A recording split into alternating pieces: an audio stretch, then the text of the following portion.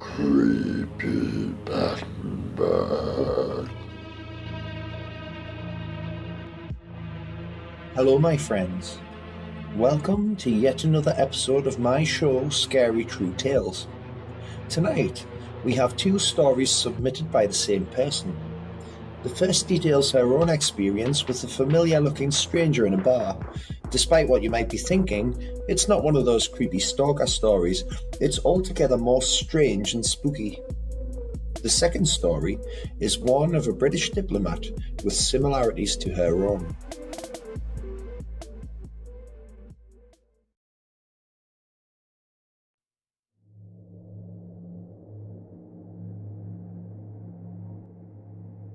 This tale is a true account of something very odd that happened to me over 10 years ago. I have no real explanation for what took place, but it still haunts me to this day, and I often wonder what was the meaning of it all. A friend and I went on a break to the city of York, steeped in history and reputedly one of the most haunted cities in England. The following tale will verify that York is indeed a very strange place. One lunchtime, after my friend and I had spent the morning shopping and sightseeing, we were feeling peckish and came across a pub that did good food. We went in, my friend grabbed the table and I walked over to the bar and ordered lunch and some drinks. The barman seemed very nice and friendly, but more than that, he seemed somehow familiar in a way I could not put my finger on. But I knew I had never met him before. He seemed very keen to talk to me and actually walked around to the public side of the bar and continued chatting to me for 20 minutes or so. Oddly, afterwards I could remember very little of the conversation that took place, even though we were deeply engrossed in chatting for quite some time. I do remember that he told me his name was Paul and that he was not local to the area. I remember commenting on an unusual silver ring he was wearing. He explained that it had belonged to his best friend who had been killed in a car accident some years earlier. I remember feeling oddly connected to Paul in the kind of way that you only feel with a family member or close friend that understands you completely. It was very odd. Eventually, the food arrived and I joined my friend at the table and Paul went behind the bar to serve customers. After we had finished our lunch and were preparing to leave, I suddenly realised that I had been so engrossed in conversation with Paul that I forgot to pay for the meal. I walked over to the bar and offered some money to Paul. He just grinned at me and said, "Don't worry about it. Just pay it back in the next life." Well, I was gobsmacked, as you can imagine. I mean, it's not every day that a total stranger just gives you something for free like that. And what a strange remark to make. We left the pub and continued enjoying York, but I could not get Paul and what happened out of my head. The guy intrigued me, so the following lunchtime we returned to the pub. To my surprise, Paul wasn't there. A different guy was behind the bar, so I walked over and asked when Paul would next be working.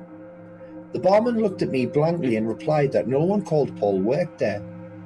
"Paul does work here," I told him, feeling very confused. I said that he had just been talking to him the day before, at around the same time. The barman responded that he had been working there for the past 2 years and knew all of the staff. He was adamant that there was no Paul remotely connected with the place. I couldn't understand it. Why would Paul have given me a false name? It didn't make sense, and there had to be a logical explanation. Perhaps the barman had made a mistake. I described what Paul looked like. He had a distinctive appearance, being over 6 foot tall, with thick, dark, curly hair. But the barman just shook his head. There was no Paul or anyone working there who matched his description according to the barman. It was all very odd, and I was completely bamboozled by the whole episode, but eventually I forgot about it. A couple of years later, back in my hometown, I was walking home from a friend's house where I had spent the previous night. It was a particularly cold and snowy January morning, and had been snowing during the night. The ground was covered in snow and ice, and I was a little worried about slipping and breaking my neck, as I was wearing high-heeled shoes completely inappropriate for the weather. I noticed a man walking towards me but didn't pay much attention to him, and I was more focused on the sheet of ice which was covering the path ahead of me. I saw that there was a grass verge running alongside the path, and although it was covered in thick frost, it looked like a whole lot safer to walk on. Just as I was thinking this to myself, I saw this guy was now level with me, and he said, "Just walk on the grass verge. You will be okay. You won't fall." I looked at him shocked, because it seemed that he had picked the very thoughts out of my head. His face seemed vaguely familiar, and as I walked away I tried to place where I had seen him before. Then I remembered. It was Paul. Weirdest thing of all, though, was when I turned around on realising who had just spoke to me, he simply wasn't there. He had just vanished into the wintry morning. I often wonder about this incident, and have never found a satisfactory explanation for what happened. Who was Paul? Why did he appear to me? Was he a ghost? Did he too die along with his friend in the car accident he spoke of?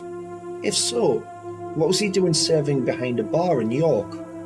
Why was he so intent on talking to me that day? Why did he feel so familiar to me, and what was the connection? Was he someone I had known before in a previous life? Maybe that was why I felt so strongly that I knew him from somewhere. Perhaps he was a spirit guide or something like that. Perhaps it was him that actually put the thought in my mind to walk along the grass verge that day in the snow to save me from sustaining a serious injury by slipping on the ice. I don't suppose I will ever really know, but it was a very strange event in my life, which I will never forget. Perhaps I will see Paul again one day. You just never know. Lord Dufferin, or Frederick Hamilton Temple Blackwood, was a Victorian diplomat who once stayed with friends in a house in Ireland. During the night, he awoke with an inexplicable feeling of dread and could not get back to sleep. He got out of bed and went to the window. A movement caught his eye, and in the moonlight, he saw the figure of a man. He was walking towards the window carrying a casket on his back. As the man reached just below the window, he looked up and stared into Dufferin's eyes. Dufferin recoiled in horror, as the man had had the ugliest face he had ever seen. It was too horrible to describe. The casket bearer then walked off and disappeared into the shadows. The following morning, Dufferin mentioned what had happened to his friends, but they knew of no such man in the area and thought that Dufferin had just suffered a nightmare. Many years later, Dufferin was in Paris serving as a British ambassador to France. He was about to attend an important meeting which was to be held in a hotel there. Dufferin walked into the hotel elevator and happened to glance at the operator. He stepped back out in total shock when he recognised the face of the casket-bearing man all those years before. The elevator door closed and the elevator moved upwards. Before Dufferin could recover from the shock of what he had seen, a terrible loud crash was heard. The elevator cable had snapped and it had plunged to the basement, killing everyone inside, including the lift operator. Dufferin made enquiries as to the identity of the man, but no one knew who he really was or where he came from. It turned out that the hotel had only employed him that morning as a temp. The regular operator had taken ill and could not make it to work that day.